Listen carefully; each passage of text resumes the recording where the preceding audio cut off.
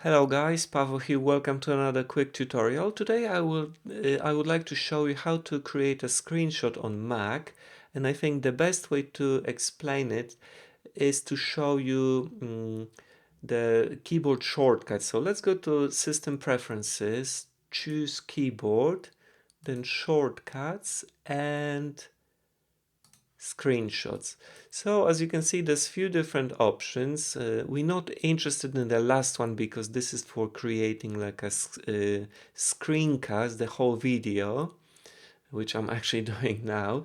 But for basic screen shots, you can have one of these four options. So basically you can capture the whole screen or part of it, and you can either create a file from it or just copy it to clipboard. So depending on what you want, you would choose these ones. I basically usually save them to a file, so I will use this and this.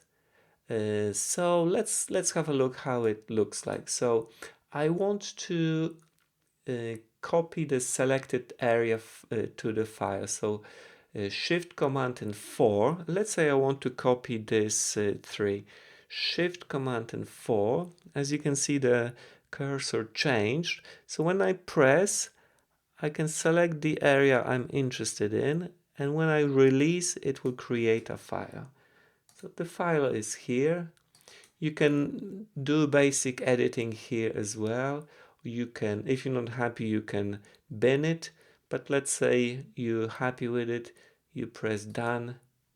And as you can see, it's been saved here.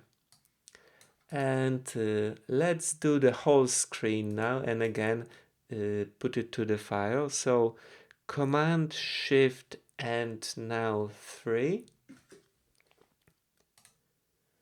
And as you can see, again, it captured the whole screen.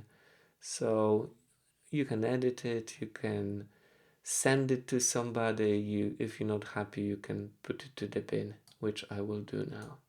So that's really all. Try to remember a few of these keyboard shortcuts and you will create screenshots very quickly.